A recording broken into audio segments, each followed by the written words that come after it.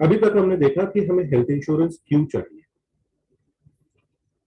ये तो क्लियर है कि हर किसी को हेल्थ इंश्योरेंस की आज की डेट में जरूरत है, लेकिन कुछ पॉइंट्स हैं जब हम हेल्थ इंश्योरेंस लेते हैं, और हो सकता है कि आज हम सभी के पास हेल्थ इंश्योरेंस हो भी, लेकिन जब हमने हेल्थ इंश्योरेंस लेते हैं तो हमें बहुत सारे पॉइंट्स को ध्यान रखने की जरूरत है। These are some of the list जो मैं अभी डिस्कस करूंगा।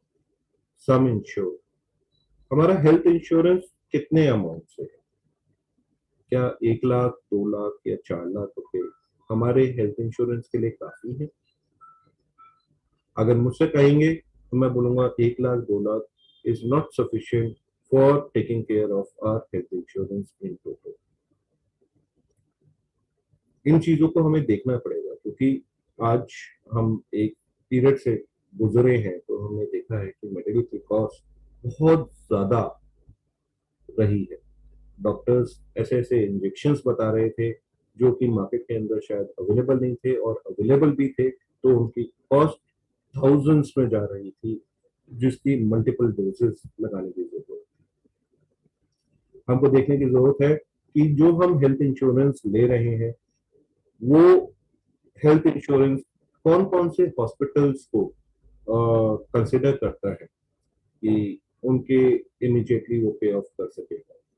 अगर नेटवर्क छोटा है हेल्थ इंश्योरेंस का, हमें उसको टेक केयर करना पड़ेगा कि हमारे को अगर रजिस्टर्ड हॉस्पिटल नहीं है हेल्थ इंश्योरेंस के अंदर, तो ऐसा हो सकता है कि जब हम बीमार पड़े और हमने अपना इलाज करवाया तो जो उसका कॉस्ट है वो हमें पहले अपने ऊपर बॉर्न करना पड़े, फिर उसके बाद हमें इंश्योरेंस कंपनी के पास जाना पड़े कि जी ऐसे समय बीमार हुआ था, ऐसे समय हॉस्पिटलाइज हुआ था और ये मेरा खर्चा है, फिर उनको बाद में क्लेम करना पड़ेगा। तो जब हम एक हेल्थ इंश्योरेंस ले रहे हैं, ये बहुत जरूरी है कि हम एक नेटवर्क, जो हॉस्पिटल नेटवर्क है हमारा हेल्थ इंश्योरेंस, वो कौन से नेटवर्क को केटर कर रहा है, कौन कौन से हॉस्पिटल्स को वो टेक केयर कर रहा है।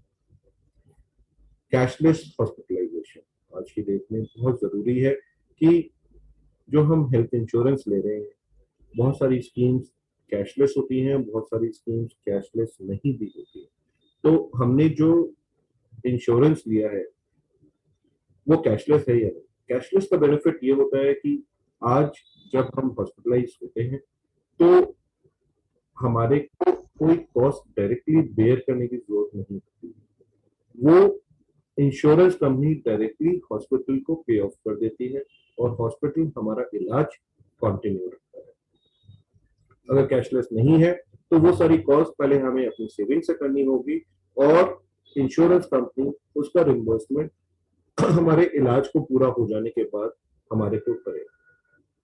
तो ये एक बहुत बड़ा इंपॉर्टेंट पॉइंट है। आज बहुत सारी इंश्योरेंस कंपनीज हैं जो कैशलेस हॉस्पिटलाइजेशन देती हैं, और हमको ध्यान देना चाहिए कि हमारी इंश्योरेंस पॉलिसी कैशलेस हो। इसके अलावा जिस भी इंश्योरेंस कंपनी से हम आज की डेट में हेल्थ इंश्योरेंस ले रहे हैं, उसका क्लेम सेटलमेंट रेशियो एक बहुत बड़ा फैक्टर है। अगर क्लेम सेटलमेंट रेशियो को हम ध्यान देंगे तो हम ये इंश्योर कर पाएंगे कि कॉन्टिंजेंसी के अंदर जो हमारे खर्चे आ रहे हैं, तो अगर आज की डेट में पास में उनका रेशियो अच्छा है तो हम ये अज्यूम कर सकते हैं कि आगे हमारे क्लेम सेटलमेंट के अंदर हमें दिक्कत नहीं होगी। तो higher settlement ratio will help us कि हमारी टेंशन खत्म हो कि जब मेरे को जरूरत पड़ी तब इंश्योरेंस कंपनी मेरे को साथ दे रही है या नहीं दे रही। आज हम बड़ी बड़ी कंपनियों की बात करते हैं, अगर क्लेम रेशियो अच्छा है तो हमें इस चीज की चिंता भी नहीं रहेगी कि जब मेरे को जरूरत पड़ेगी कि अपने इलाज की, तो उसका सेटलमेंट हो रहा है या नहीं। एक बहुत बड़ा इंपॉर्टेंट फैक्टर है लुकआउट पीरियड। लुकआउट पीरियड क्या होता है?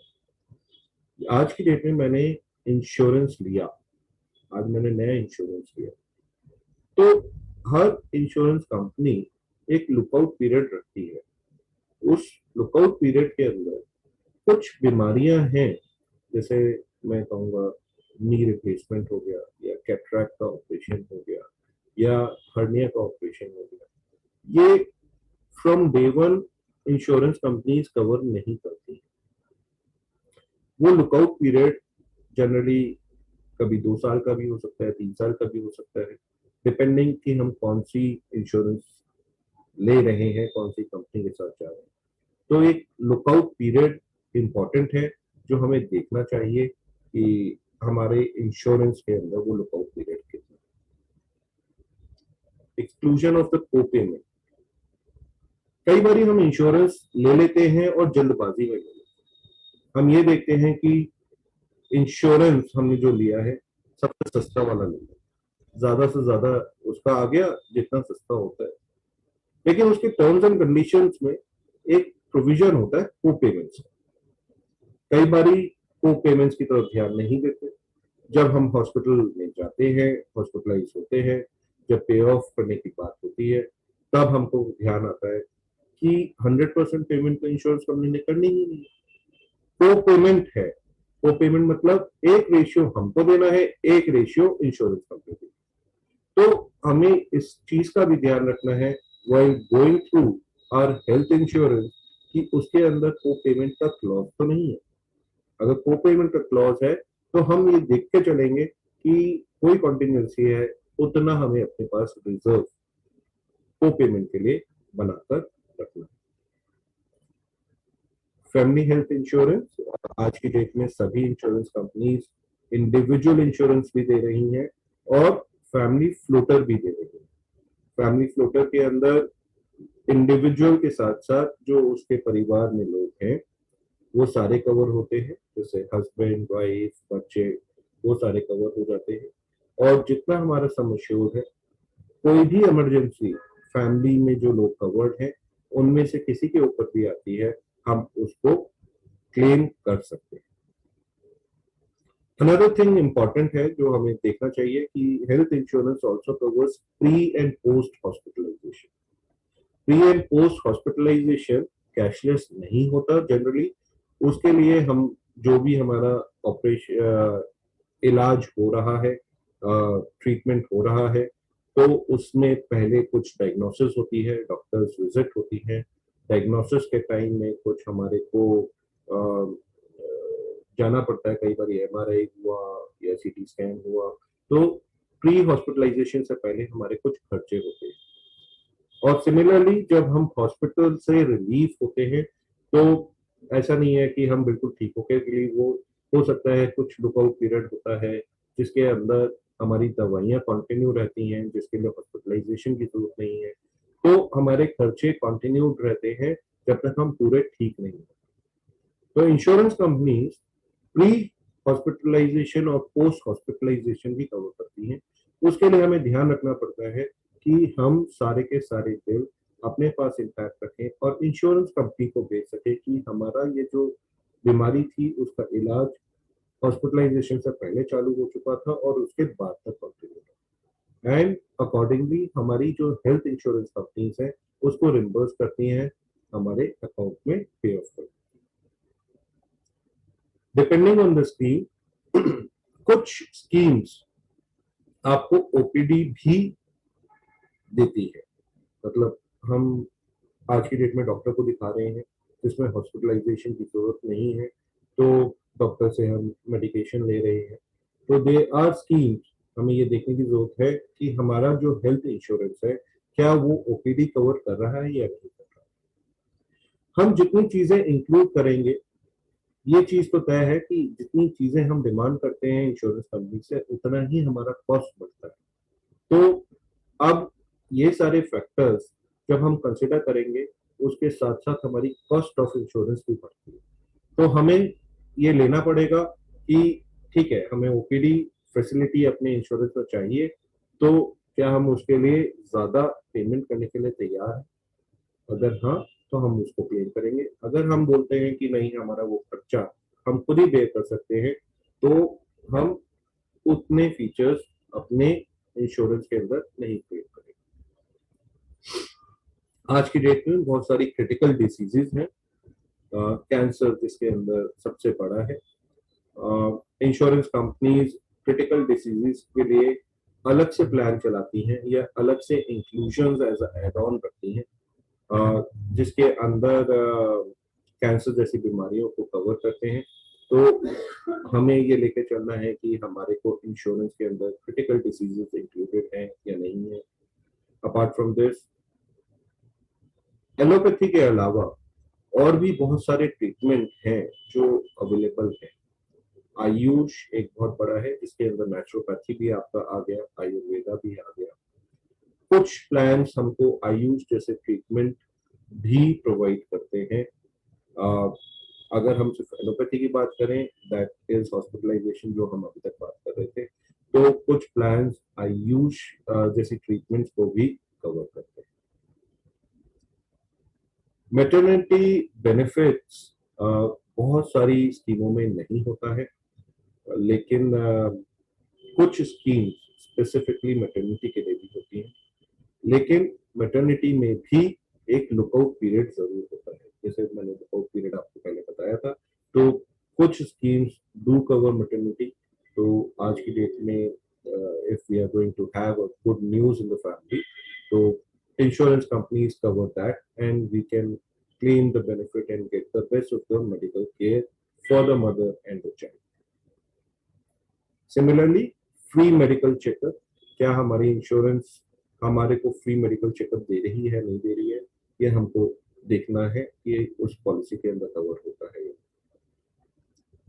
एक इम्पॉर्टेंट फैक्टर होता है claim process. Insurance companies claim दो तरीके से प्रोसेस करती हैं।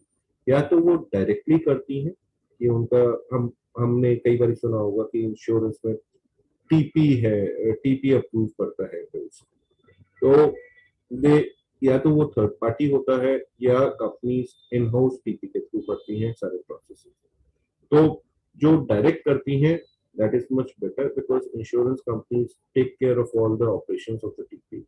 एंड थर्ड पार्टी कई बारी उनके पास या तो लोग ज्यादा होता है या they are covering multiple insurance companies, तो उसके अंदर कई बारी क्लेम में हमारे को डिलेज होते हैं। तो these are the things, few of the things which we need to consider for our health insurance. What is the right age to buy insurance? There is no age for medical insurance, believe me. Probability young age के अंदर बीमार होने की बहुत ही कम होती है, लेकिन फिर भी हमारे को health insurance as a necessity लेकर रखना है। छोटे से छोटा बच्चा 6 महीने का, हम उसका भी इंश्योरेंस ले सकते हैं मेडिकल।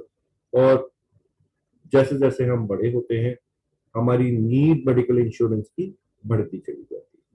तो जितना जल्दी हम स्टार्ट करें मेडिकल इंश्योरेंस, उतना ज्यादा हमारे लिए फायदा है।